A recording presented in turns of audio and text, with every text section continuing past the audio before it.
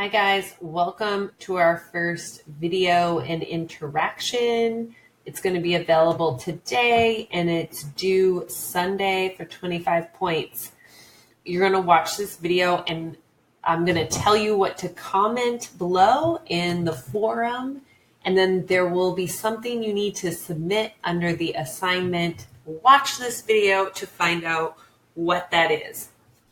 Okay, we're going to look at the IRS website and you're going to see how we download or where we find forms for the prior year and this year. We're going to compare prior year forms and options to our current year form. There's been some major tax changes, but not as major to actually change the calculation and make it less complicated. Instead, it's the normal kind of changes.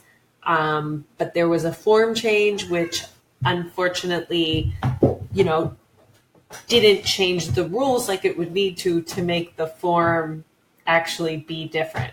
So you'll see what I mean in a moment. So here we are. You go to irs.gov, scroll down, forms and instructions. This first option, 1040 and schedules 1 through 6, that's our current year option. So I'm going to show you how to find last year's and prior year forms first. We're going to go here to search forms and instructions, the fourth option over here. Now, people could still have to file 2017 forms. Let's say you got a form for a W-2 or something from 2017 right now, and you never filed it. You would have to file a 2017 return or change your 2017 form. So these forms are still relevant for anyone who, say, never filed from them. They would need to use this form. So here we search for the form we want. So we're going to go form 1040. And then we've got it from this drop down, select prior. The default is current.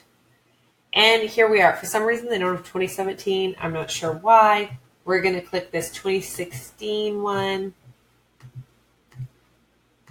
Close everything else.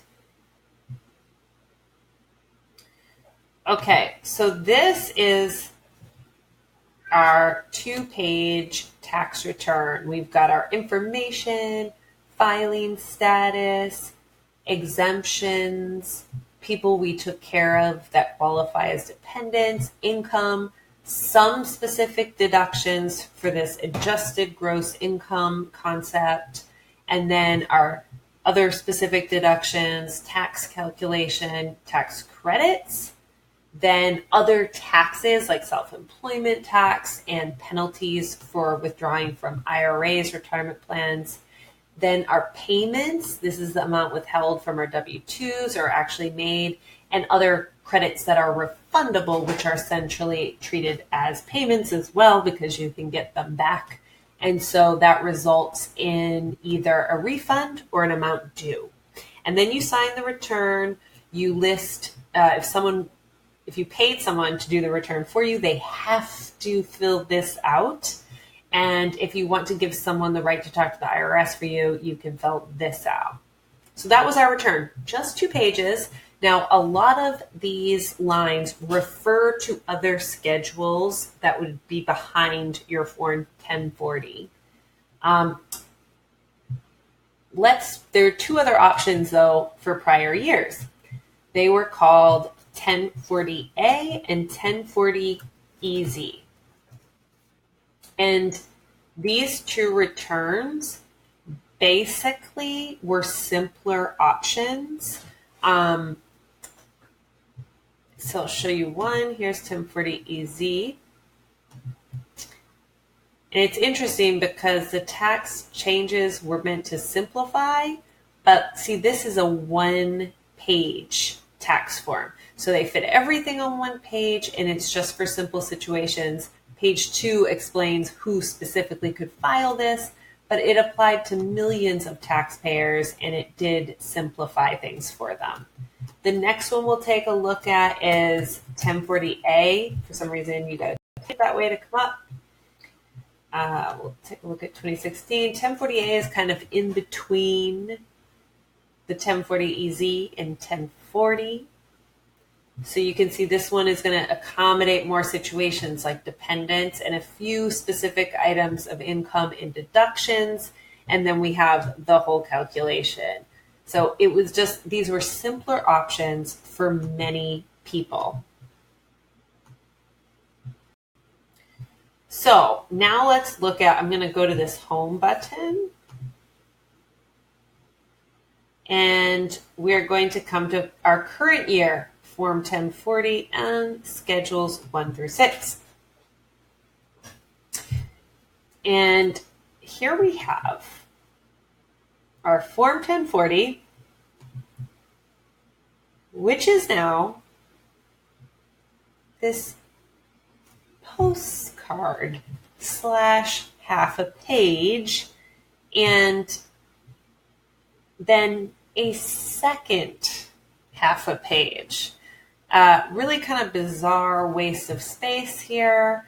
And now there are also 6 schedules. And these 6 schedules, it goes, if you have anything here, then you use Schedule 1. If you have anything here, you use Schedule 2. If you have anything here, you use Schedule 3. My experience helping one person with their taxes, they had a very simple situation and they were attaching 4 of these forms, 5 if they wanted to allow me to talk to the IRS for them. So instead of having, and then you still have all of the other forms behind this. So now we basically have a 2 half-page Form 1040 plus 6 schedules, so 8-page return, and all the old schedules that we've had originally where the actual calculations are taking place that lead up to these summary forms. So we really just broke out a 2-page summary form into 8 pages. I'm really baffled at the point of that, but you are now going to be learning 2018's form. We'll open up 2 of these schedules so you can see them. So here's one. This one has the most on it, income and adjustments to income. Here's another, and most of these other ones even just have a few lines, which obviously it's a lot of space for just the 2 lines to have a whole schedule. So, and all of this stuff on all of these schedules was all reported on 2 pages before. Okay, so your assignment to submit under the assignments tab, it says to watch this video to know what to submit there. Attach 3 documents. It's 4 documents. 4 documents. 1 prior year tax return, the current year Form 1040, so you know how to find that, and then 2 of the schedules.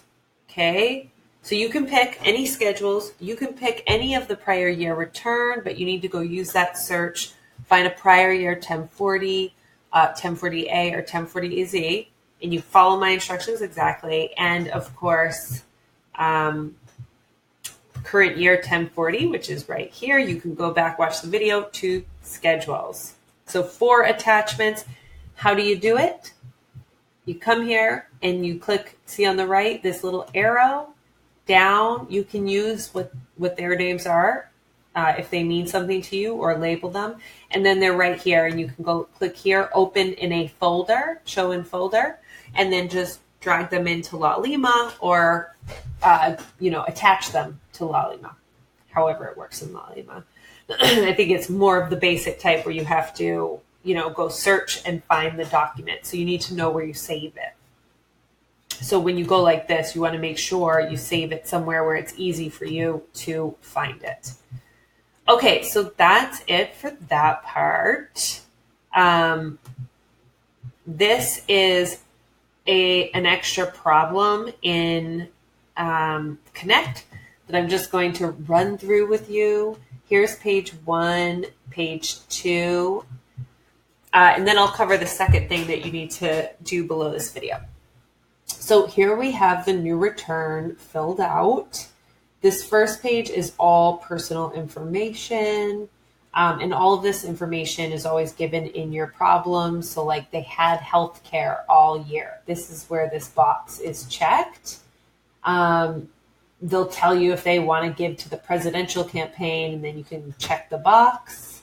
Otherwise you don't. So it was one person, social security number. The problem is up here. It's the third tax return problem in chapter 1.